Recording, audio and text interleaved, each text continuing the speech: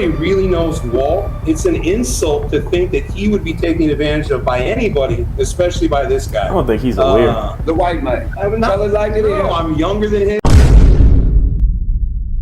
YouTube, what's happening? It's your boy Vail, coming back to y'all with another YouTube video. So today we're gonna be reacting to Chronicle Speaks. Title of the video, Mr. Tendernism fired after restaurant owner files trademark for tendernism. So I don't know if y'all been following this situation or whatnot. So for the longest, I thought the black guy, you know what I'm saying, who made the little funny videos with the meat dropping off the little bones and shit. Look,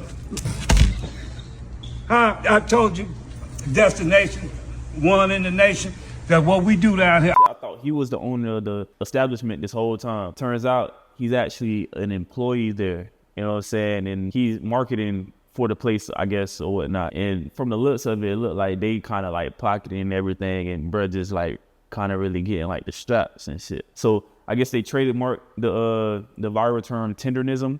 He also came up with that. So let's get into the video, see what she talking about, man. Now, I'm not one to gossip, but I will serve you the tea. You know what time it is. Welcome to Chronicle Speaks. Now, I would be lying if I said I was surprised, but our favorite uncle has officially been fired from the plantation. You want I should treat him like white folks? No. That's not what I said. You heard me right. Mr. Tendernism himself, Walter Johnson, has been let go from Destination Smokehouse, the same Destination Smokehouse he helped build, the same place he put on the map, the same business that would still be a sleepy little coffee shop if it wasn't for him. Right. Because let's be very clear, it wasn't the building, it wasn't the menu, it wasn't the branding, it was the glasses tossed, it was that walk-off, it was the rib bone falling clean off the meat, it was the personality, the flavor, the soul that only Walter could bring. I tried telling y'all about tendernism. And none of y'all could tell me you didn't drive out there just to see him. Exactly. But yeah. here's the part that really blows my mind. Destination Smokehouse would not even exist as a barbecue spot if Walter hadn't brought the idea to the owner, Nick, during the pandemic. But the tale is old as time. We already knew how the story would end up. I'd like to introduce you to my new partner, Robert Freeman. We're going to be opening a soul food restaurant together. Walt and I, we came together and we became partners after about 4 years of working with each other. That's so He's accurate, the only reason bro. why this place does barbecue. He's the original pitmaster, recipe maker, everything. I owe him everything. That's why he became a partner. Nick, that's my partner. My brother Walter. How do you go from partnerships to... You're fired. But when one door closes, another one opens, and it's even better. Walter is getting his own restaurant in Texas. We're going to break this down and so much more. But before we do, please be sure to subscribe to this channel and hit the bell for notifications so you don't miss out on stories like this and so much more. Now let's get back into it. So let me take you back a few years. Now, Nick, the owner of Destination Barbecue, posted a video on his own YouTube channel a few years back explaining how this business even became a barbecue spot. Now, he said that Walter gave him the idea. Nick wasn't a pit master. He wasn't a barbecue guy. He wasn't dreaming of brisket and ribs. He was literally running his parents' coffee shop in Hemet, California. Walter walked in one morning, talked to Nick and his mother. He said he was looking for a job. They vibed. Walter made a pot of gumbo, and Nick brought him onto the team. Then the pandemic hit. Walter said, hey, maybe we should sell barbecue. Nick was like, what the hell, why? But after 4 phone calls, mind you, 4, Nick finally listened. Why? Because Walter knew what he was doing. Cooking was in his blood. He had learned from his brother, cooked all over the country, and perfected flavor his whole life. So Walter brings the idea, Walter brings the flavor, Walter starts cooking, and then Walter has an issue in his family causing him to have to leave the job for a month. In that time, Nick said he learned how to do all of this on YouTube. That isn't shade, that's what he said. Nick said that he watched Aaron Franklin, Harry Sue, Malcolm Reed, and more, and that's how he learned, from YouTube. So let's get the foundation straight. Walter created the idea, Walter created the spark, Walter brought the recipes, Walter brought the personality, Walter brought the viral moments, and Nick brought his YouTube tutorials. This was a partnership until it wasn't, and that's when things went left. Now, when the rib bones dropped, When the meat fell clean off, when the glasses flew, a star was born. Lines wrapped around the building. Celebrities pulled up. Millions of views poured in. But here's where the story gets dark. Most people thought the restaurant was Walter's. We all did, because he was the face. He was the cook. He was the entertainer. He was the energy. People said, I drove hours to support this black man. I came because of him. I thought this was his business. But behind the scenes, Walter wasn't the owner. Walter wasn't even a partner on paper. He was, and this is the painful part, the mascot for someone else's business. Which brings me to the moment the internet started side-eyeing everything. When food critic Keith Lee visited, he wanted to bless Walter directly with $4,000. So, update. We could not get to Unc. Security said it was over with for the day. They said that he was filming something. I believe he was filming a podcast. We had $5,000 in cash, or $4,000 in cash that we was gonna give him a hand. They didn't take it, so we're not only gonna take this money and feed some people, but we just gonna do what we feel like we're supposed to do in the community. And as always, after this, I pray and hope that they continue to reach their target audience. Now, Keith specifically asked for him, but according to witnesses, Walter was blocked from coming out. They said he was busy filming a podcast. So Keith left confused and gave the money to customers instead. And baby, that's when the internet woke up. Finding out that Tendernism destination was not black owned was not on my bingo card in 2025. Especially people that talk about, well, me, as somebody that talks about generational trauma and reparations. For everybody saying, I don't see the problem with it. The fact that this man was able to grow a business is exactly what slaves did in this country. We picked cotton, we made the US billions, and then they gave us our freedom, and now we're still fighting for reparations in 2025, while every other nationality that has ever been wronged in this country has pretty much received some type of reparation. We have all of this partner talk, but when the paperwork is done, it has Nick's name and his mother's name everywhere, and we don't see Unc's name anywhere. I lived too long, somebody taking advantage of me. That part of taking advantage of me, there's a lot of things people can do in life.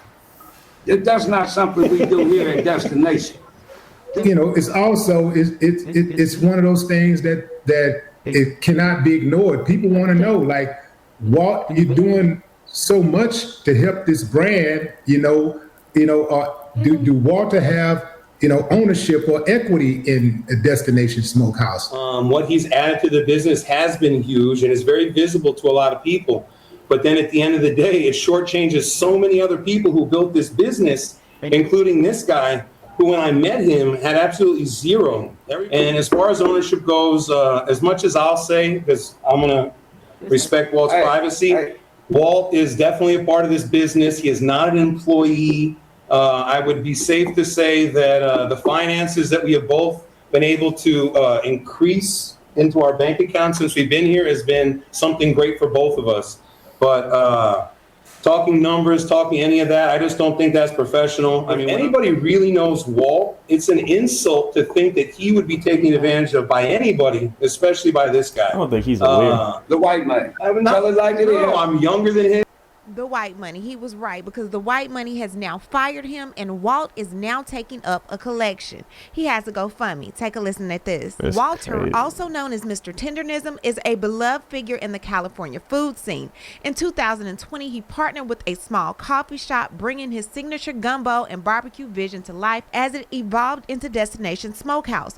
Walter's larger-than-life personality quickly became the heart of the brand. In viral videos, he'd lift a rib bone, watch the meat fall clean off, toss his glasses, and shout out his now famous phrase, "That's Tendernism." Millions followed as Unc delivered unforgettable reactions. Lines stretched around the block and celebrities stopped in to witness the magic. When food critic Keith Lee visited, national attention surged, and many were surprised to learn Walter was the face of the restaurant, not the owner. igniting conversations about viral fame and ownership. Soon after the spotlight intensified, Walter was ultimately fired from the restaurant he helped make famous. But Walter's story doesn't end there. He's launching his own food truck where he'll showcase his signature barbecue and soul food creations, giving fans the authentic flavor and larger-than-life energy that they fell in love with. He'll also travel city to city, reviewing small, locally owned barbecue and soul food restaurants, spotlighting hidden gems, driving foot traffic, and helping hard-working entrepreneurs grow their businesses. More than food, it's about community, culture, and ownership. Walter isn't just tasting ribs, he's building a platform that celebrates small businesses and turns viral moments into lasting impact. That's Tendernism is back, and this time it belongs to him. That's what's up. That's what's up. I tried telling y'all about Tendernism. Now we have attorney Ken Harris, who in November said, I filed for the trademark and have been trying to reach out to Walt. Happy that I filed instead of someone else who could care less about Walt. So he hasn't missed the opportunity. Don't know why he didn't file, but I've got his back. So now there's currently 4 filings and they all show pending. 2 are by the attorney Ken Harris and the other 2 are by Diamond Smoke Shop. So Kenneth filed twice. Now the thing about trademarks, they only protect the category it's filed in. So he filed the clothing and merch, and then he filed the restaurant and food services. So he had to file twice to protect both. And then the second filer we have is Diamond Smokehouse Enterprises, Inc., and you wouldn't believe who owns that. The white man. Tell it like it is.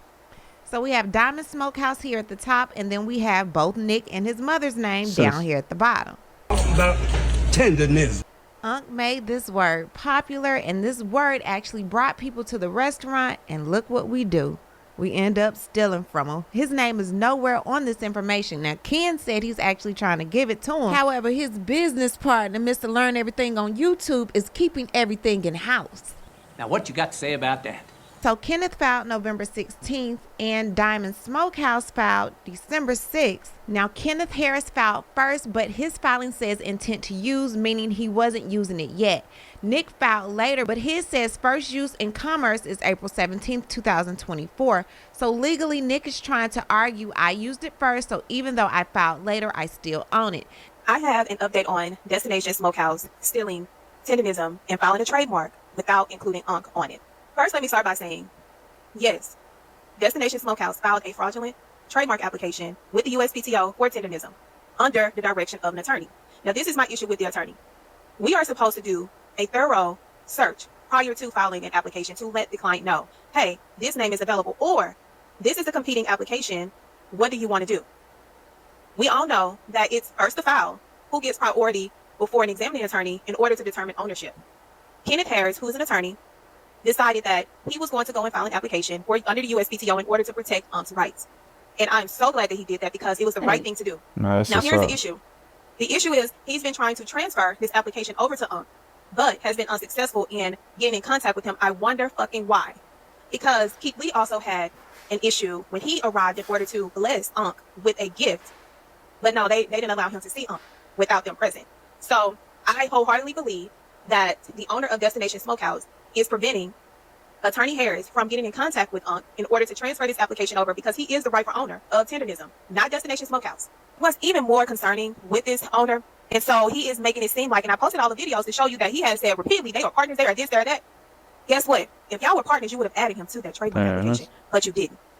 So we are going to just have to see how that all goes down. Now we have a rapper by the name of Cartel Bo who has bought Unc his own restaurant and his own food truck. Now they have text messages going back and forth. Unc said, send me a number and let's connect. Then the number was sent. He said, we'll call a little later today and thank you for thinking of me. Cartel Bo says, definitely Unc, you got help here and we don't want nothing. It's all love, Unc. It's only one Tendernism. And then a video was sent.